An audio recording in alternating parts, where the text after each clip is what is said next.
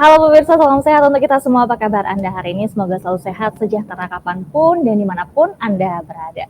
Pemirsa, jumpa lagi bersama saya Dea Jihan dalam program Teras Negeri. Dan sebagai informasi untuk Anda bahwa kegiatan kami hari ini sudah menerapkan protokol kesehatan yang ditetapkan oleh pemerintah. Dan program Teras Negeri ini dapat Anda saksikan pemirsa di kanal YouTube Tempo.co serta saluran digital TV Tempo. Tamu saya hari ini sangat spesial adalah Wakil Bupati Kabupaten Aceh Utara, Bapak Fauzi Yusuf. Halo, apa kabar Bapak? Baik, Assalamualaikum warahmatullahi wabarakatuh. Waalaikumsalam warahmatullahi wabarakatuh. Sehat Pak hari ini? Alhamdulillah, sehat selalu. Alhamdulillah sehat selalu. Terima kasih sudah hadir di Gedung Tempo hari ini langsung ya. Ngobrol dengan Jihan di studio Tempo hari ini. Baik. Nah, tapi pemirsa dan juga Pak Fauzi, sebelum kita akan ngobrol-ngobrol, kita akan bacakan terlebih dahulu pemirsa profil singkat dari Bapak Fauzi Yusuf. Ya, Wakil Bupati Aceh Utara, Bapak Fauzi Yusuf ini lahir di Manasah pada 1 Januari 1971. Fauzi berasal dari keluarga pedagang. Jiwa dagang yang mengalir dari ayahnya membuat Fauzi menjadi seorang pengusaha. Dia menjadi vendor atau kontraktor dari Exxon Mobil sejak 1995.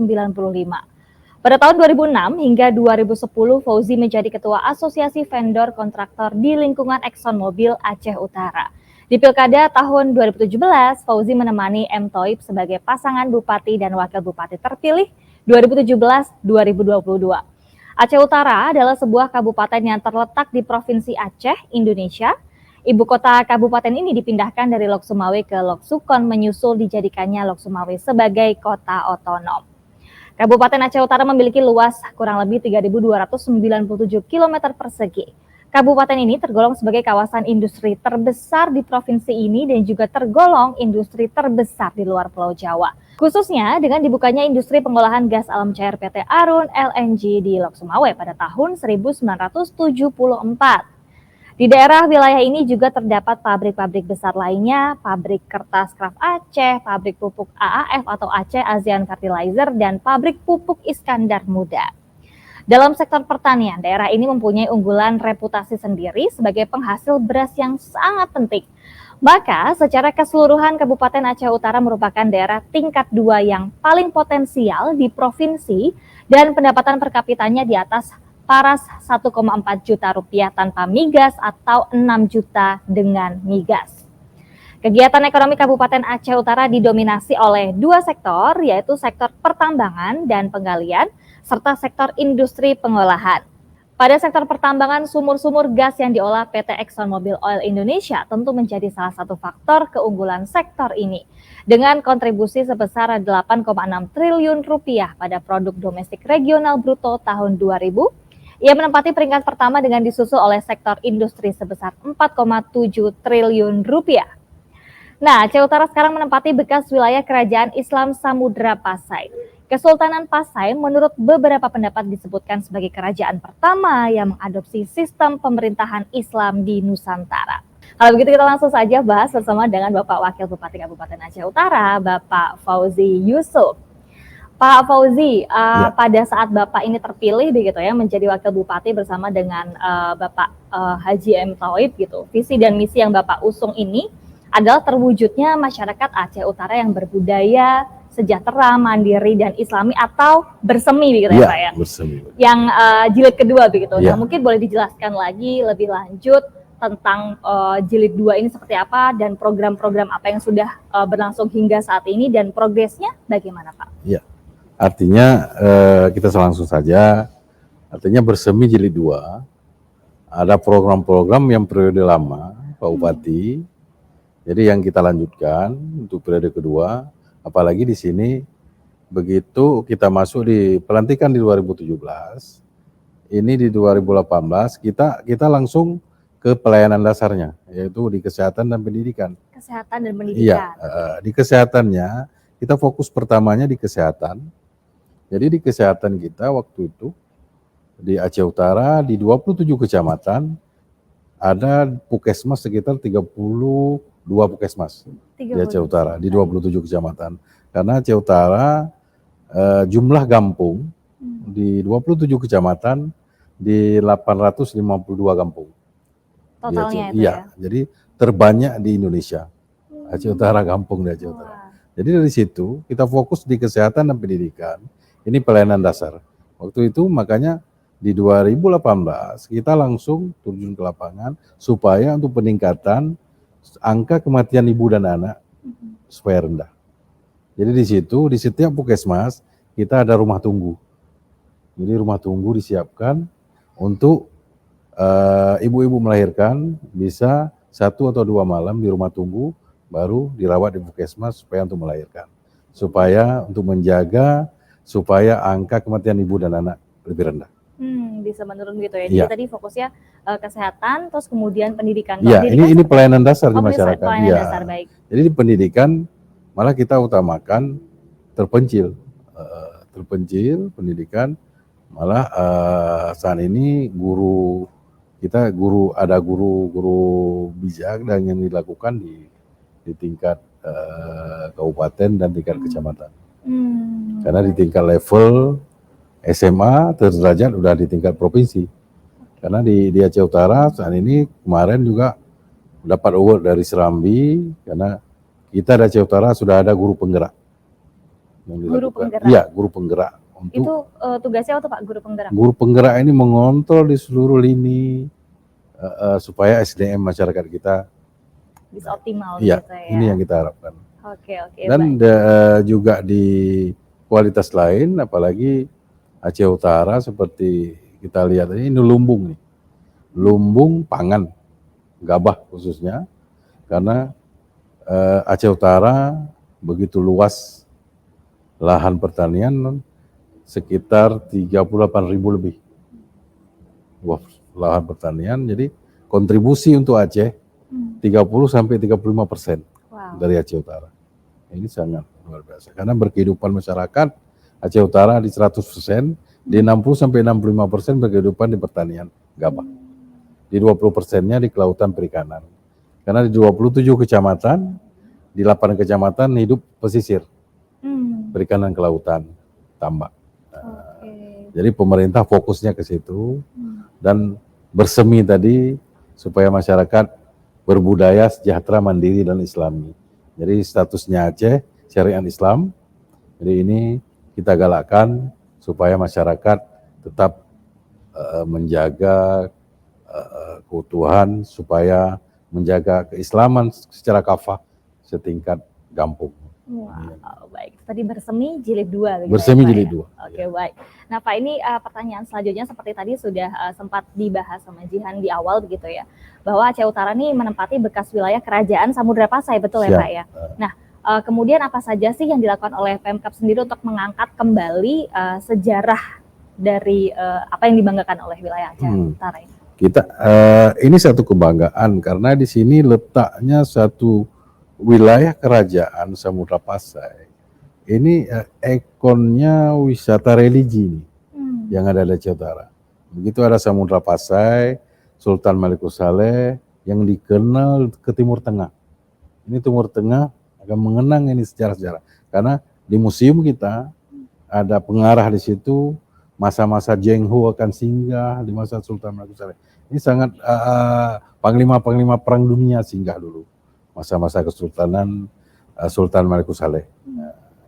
Jadi di situ di kita ada Aceh Utara juga ada wisata religinya, ada Cut Mutia, pahlawan nasional juga. Ini wisata religi yang perlu kita angkat. Makanya pemerintah daerah ada bantuan dari dana APBN, ada monumen Samudra Pasai dengan anggaran ada 4 tahap, ada sekitar 50 miliar. Ada juga yang dibangun dengan OSUS APBD Aceh Utara untuk museum. Ini lagi pengembangan, mudah-mudahan pengembangan ini kita maunya ini satu ikon yang bisa kita angkat untuk menjadi omset pemerintah Kabupaten Aceh Utara khususnya dan umumnya Aceh. Karena sejarahnya Samudra Pasai di sini tempahkan para ulama-ulama akan menyebar di seluruh Indonesia Nusantara ini. Awal mulanya wali-wali ini hampir setengah wali Songo ini berasal dari Aceh. Ini tempahan daripada ulama-ulama Sultan Malikus Saleh dulu. dikirim ke Nusa Nusantara. Ini sangat, kita selaku bangsa Aceh atau orang Aceh sangat bangga. Bangga betul iya, gitu ya Pak ya. Oke baik, tadi ada pariwisata, terus kemudian ada monumen, Ya. ada museum ya, Ya. untuk membanggakan bahwa memang dulu memang ada sejarah Samudra Pasai di situ. Gitu. Ya. Baik. Nah Pak, kemudian sektor apa saja sih yang menjadi prioritas di Kabupaten Aceh Utara dari 2017 ya sampai saat ini? Ya. Ini kita fokus karena di kehidupan masyarakat kita, ini hasil survei kita, di 60-65% berkehidupan di pertanian gabah. Dan di 20%-nya berkehidupan di kelautan perikanan. Ini masyarakat Aceh Utara. Jadi di sini secara umum pemerintah daerah dengan adanya ini program strategis pemerintah pusat Pak Jokowi, adanya Waduk Kertau. Waduk Kertau. Iya, Waduk Kertau. Inilah lanjutan dari bersemi pertama Pak Bupati. Jadi terbentuknya Waduk Kertau dengan program prioritas pemerintah pusat. Ini bersemi jilid 2, ini sudah rampung sekitar 70%. Sisa 30% lagi. Jadi manfaatnya ini strategisnya karena kalau curah hujan tinggi, Aceh Utara banjir. Oh, sebelumnya demikian. Iya, mudah-mudahan ini waduk ini cepat selesai supaya debit airnya tertampung. Supaya masyarakat yang berkehidupan 60-65% di pertanian tadi, pengairannya cukup. Supaya debit airnya terkontrol. Sekarang masyarakat Aceh Utara 65% berkehidupan di pertanian, ini bercocok tanam setahun bisa 1 atau 2 kali. Tapi kalau debit airnya terkontrol, kita berharap secara pemerintah, masyarakat bisa setahun 3 kali. Oh, mudah-mudahan ya. Iya. Ini yang kita lakukan. Targetnya kapan tuh Pak? Waduk Kertau selesai? Ini 2023 harus selesai. Karena multi-use. Yang pekerjaannya, kontraktornya juga BUMN.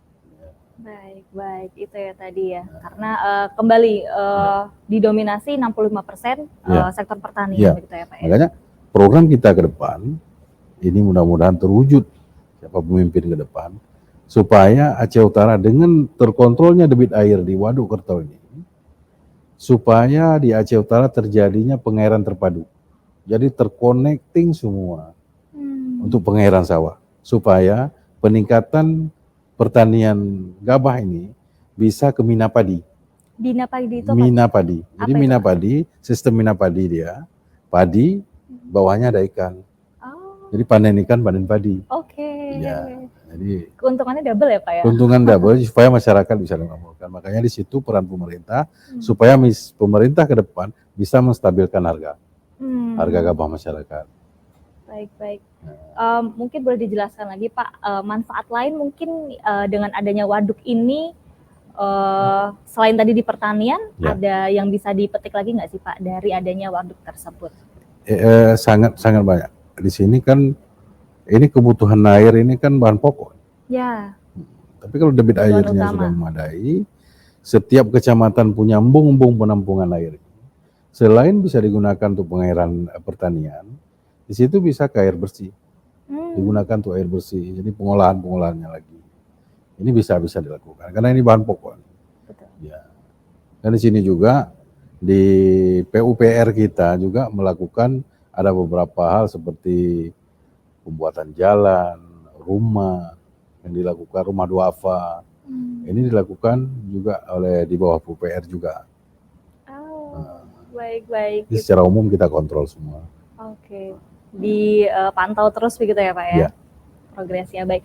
Pak, tadi di awal juga sebetulnya Pak Fauzi sempat cerita soal ketika menjelaskan bersemi jilid 2 ada menyentuh soal sektor kesehatan. Mungkin boleh dijelaskan lagi Pak soal tadi menurunkan angka stunting, menurunkan angka kematian ibu dan bayi begitu.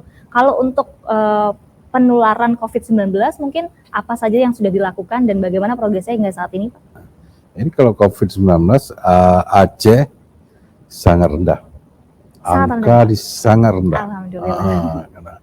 Dan kita untuk soal vaksinasi, khususnya umumnya Aceh, ya sudah di atas 70%.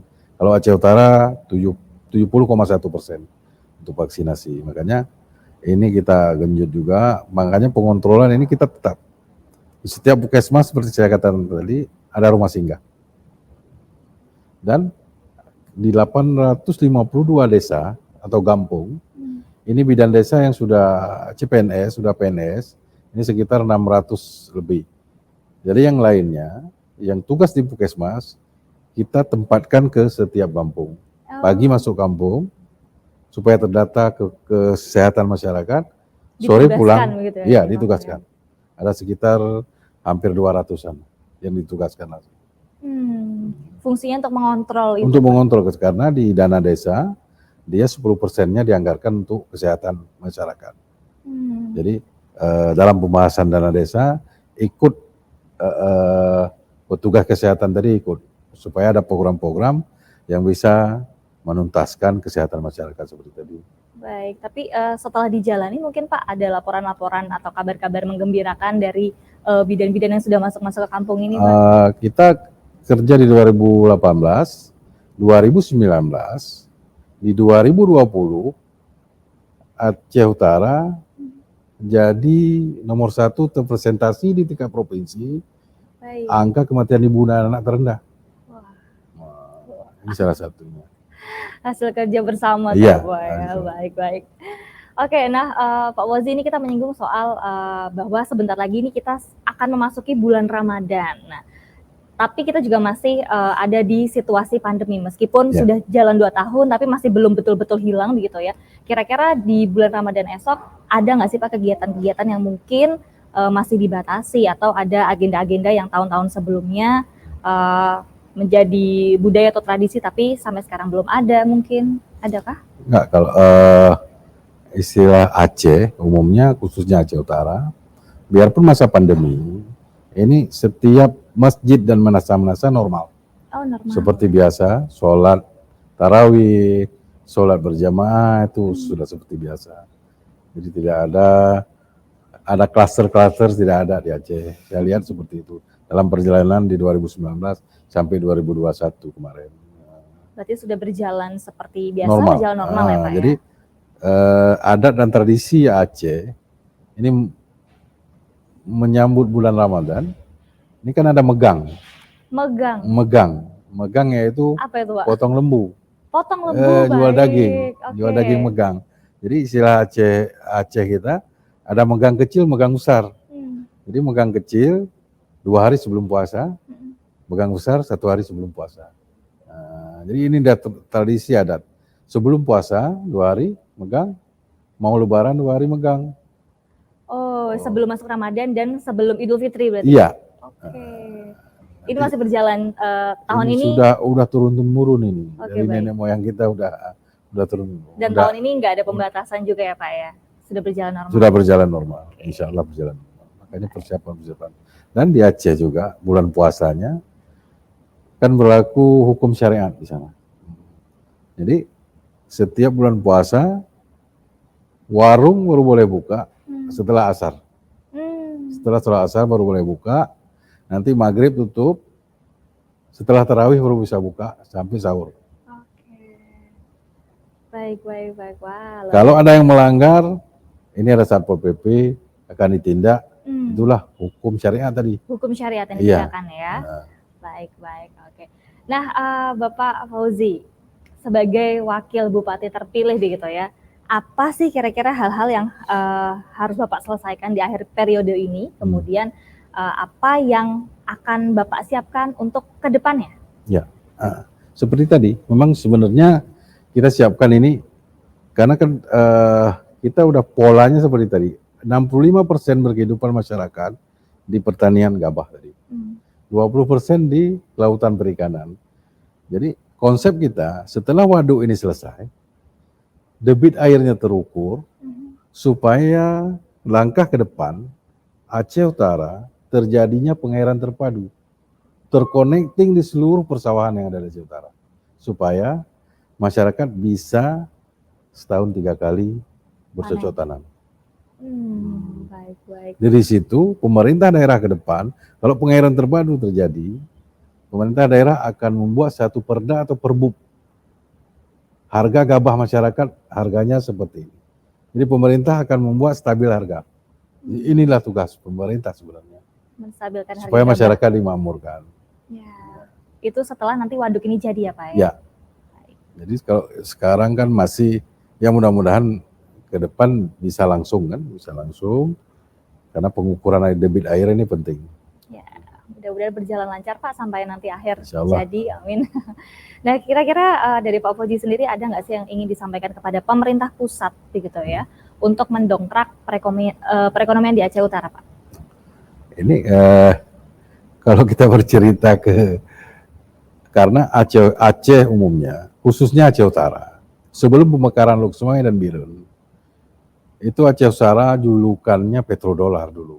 Petrodolar. Iya, karena 70-an, 80-an, 90-an, devisa negara terbesar itu di Aceh Utara. Exxon Mobil dulu, Mobil Oil dulu. Jadi devisa negara. Makanya ini harus di-update kembali. Makanya pemerintah pusat juga. Ini Aceh daerah modal. Ini harus diperhatikan. Dan umumnya kita berharap juga ke pemerintah pusat supaya kalau Indonesia secara umum, Aceh khususnya, bahan baku kita punya. Jadi pemerintah perannya hulu hilir harus dikontrol supaya yang kita ekspor bahan jadi, jangan bahan baku lagi. Supaya tenaga kerja tertampung, kita mengolah bahan jadi di sini. Karena bahan baku di Indonesia sangat luar biasa. Melimpah, Pak. Melimpah sekali ya. Jangan lagi diekspor bahan baku. Kita ekspor bahan jadi. Oke. Kita olah sendiri gitu ya, di negeri sendiri. Iya. Gitu. Ini kita berharap ke pemerintah pusat. Dan kita berharap juga ke pemerintah pusat bisa melihat setiap provinsi yang ada di Indonesia ada potensi masing-masing yang bisa dikembangkan. Penting ini untuk anak bangsa ke depan. Jadi membutuhkan perhatian lebih gitu dari pemerintah pusat ya Pak ya. Karena Aceh dikenal migas. Di tahun 90-an, 80-an, Mobil Oil ini memproduksi di seluruh Indonesia belum ada migas. Yang ada di Aceh, khususnya Aceh Utara. Makanya julukan waktu itu petrodolar. Jadi ada transaksi dolar juga waktu itu. Makanya ini perlu dikembangkan ke depan supaya generasi kita ke depan akan mendapat syafaatnya yang kita lakukan. Kita udah tua-tua nanti, generasi ini penting. Iya. Supaya generasi muda bisa itu ya Pak menuai. Iya. Nanti ya. Kan apa yang ditanam generasi itu akan. Makanya di Aceh, khususnya di Aceh Utara, ini udah kita terapkan supaya ada aturan-aturan yang dilakukan di tingkat kampung supaya generasi ini terselamatkan dari segala macam, apalagi elektronik digital sekarang sangat luar biasa. Iya, kita hidup di dunia digital sekarang. Makanya harus pengontrolan ini pemerintah harus peran aktif di sini. Baik. Nah, baik Bapak Fauzi, saat ini kita sudah ada di penghujung diskusi begitu ya. Namun sebelum saya tutup, saya akan memberikan kesempatan kepada Bapak untuk memberikan pernyataan penutup atau harapan mungkin sebagai seorang wakil bupati untuk kemajuan Kabupaten Aceh Utara dan juga apa yang disampaikan kepada masyarakat, Pak. Ya, khususnya yang utama untuk masyarakat Aceh Utara khususnya ini harus mendukung program-program pemerintah supaya kesejahteraan masyarakat khususnya di Aceh Utara terjadi. Karena apalagi kita fokus di Aceh Utara selain ekonomi berkelanjutan di masyarakat. Untuk 2023 sampai 2026 ke depan, ini juga kita fokus untuk masyarakat syariat Islam harus ditegakkan. Harus ditegakkan. Iya. Sebagai karakteristik wilayah. Inilah Aceh, inilah Aceh Utara, Samudra Pasai, lahirnya Islam pertama di Sultan Maliku Saleh tadi. Gitu ya, baik-baik. Terima kasih sekali atas pernyataan penutupnya Bapak Fauzi Yusuf dan terima kasih sudah bergabung bersama Ya. Teras Negeri Ya, hari terima ini kasih. Bapak ya. Ya. Dan pemirsa Teras Negeri akan kembali berbincang tentunya dengan sejumlah kepala daerah yang banyak memberikan inspirasi untuk kemajuan negeri. Sekali lagi saya ucapkan terima kasih Pak, mudah-mudahan Ya, terima lancar kasih. Ya. semua kegiatannya, aktivitasnya dan juga Amin. target-targetnya. Amin. Amin, amin. Dan pemirsa, akhir kata saya Dewi Jihan beserta seluruh kerabat gedung petugas pamit undur diri. Selamat sore dan sampai jumpa.